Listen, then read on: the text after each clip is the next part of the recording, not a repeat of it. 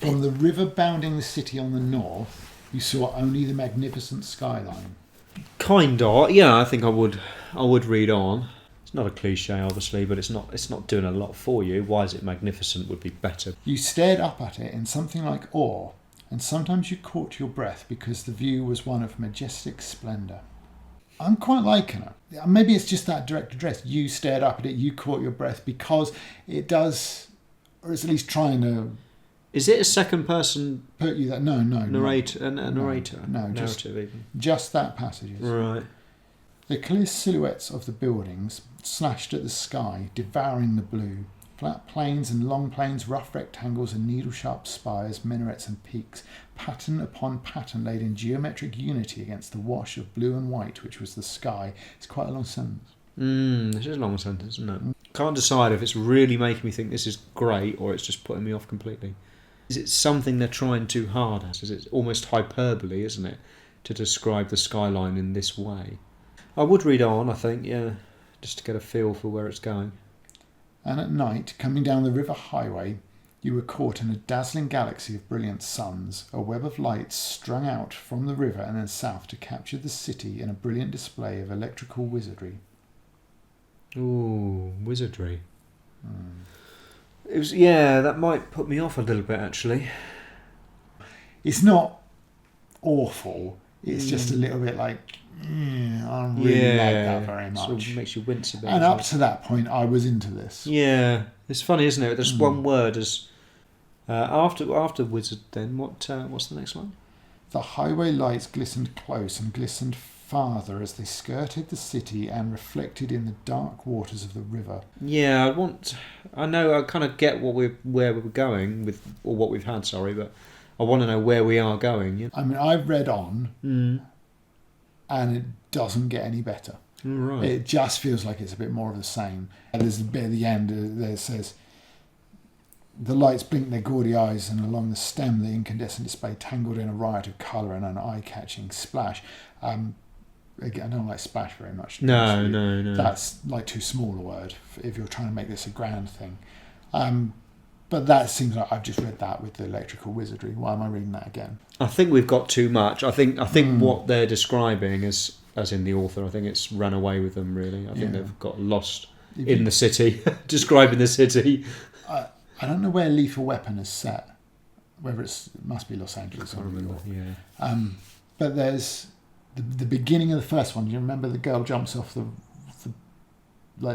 she jumps out of the window and lands on a car. Right. It's been a long time since I've seen them. It's kind of slow and like the imagery of it's quite what I describe as glittery. It's like a lot of light and things like that.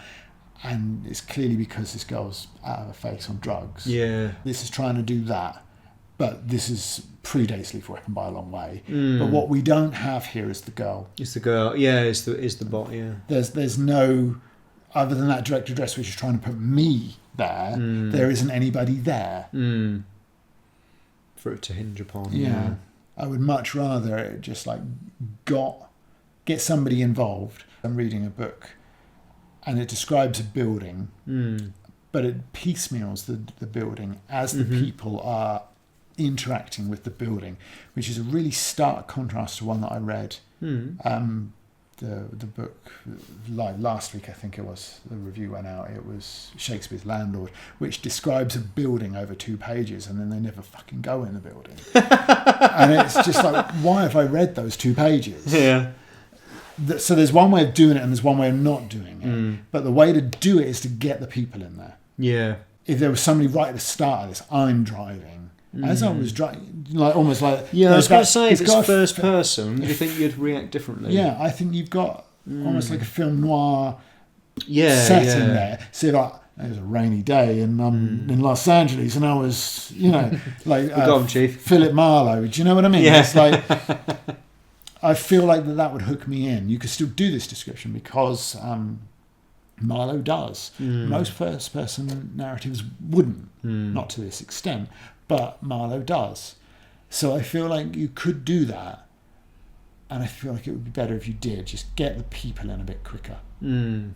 Yeah, I see what you mean. Because if you're feeding that through a character, Yeah. it becomes more symbolic, I think. But if it's just the third person narrator, the omniscient narrator, you haven't got a lens to sort of focus that through. So unless the narrator is a bigger part to this than we know, but if there is a first person character, or even if it's delivered through third person but third person close, then you're getting a sensation of a bit more about what the character's thinking and feeling. Why do they perceive it this way? You know? Yeah, the imagery goes so far, but if the imagery has an emotional resonance, then it goes twice as far. Yeah, and I feel like you've only got one of those here. Yeah, It's not quite. I mean, it's not bad. I have read by this author and would read this quite happily. Right. But this is not a great beginning.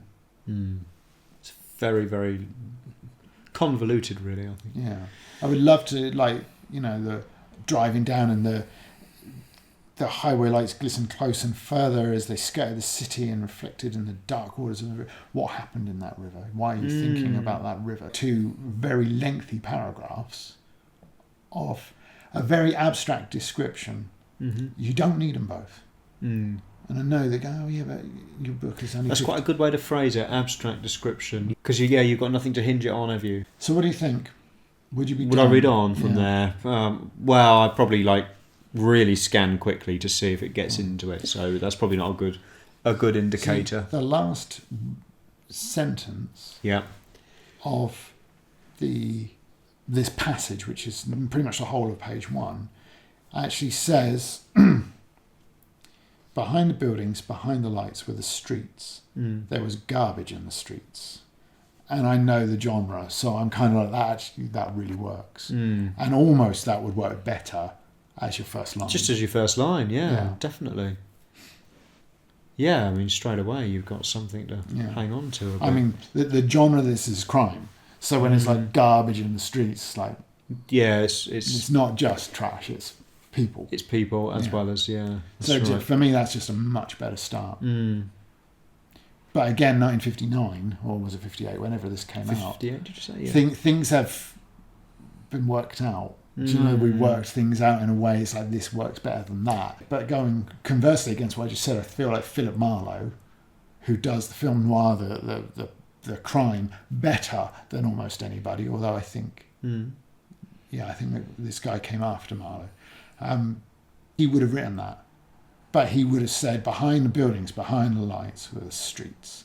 There's garbage in the streets, and that would have been his first line. And then he would have said, well, that's a better start. I was driving, I'd had a call, I was on my way to, and then it'd be like, and the lights were doing this, and the lights were doing that. Yeah, because you could build it in, couldn't you? You don't have to just lay it on thick. That would have been the better way to do that. I think so. Drip it in, or drip feed it in, as it were, I'm going to go with a 5. There are bits about it I like. It's too long. And it's a shame that it isn't the other way around. I mean, it's not a bad use of language by any means. It's just maybe a misapplication of it. So it's got to be around a 5, isn't it, for me, I think, just because... The book is Cop Hater by Ed McBain, who wrote a number of series in, I think, in New York about police and crime. Okay. I've read one of his other books, not this one, and it was pretty good. Yeah. So I'd be quite happy to read this one.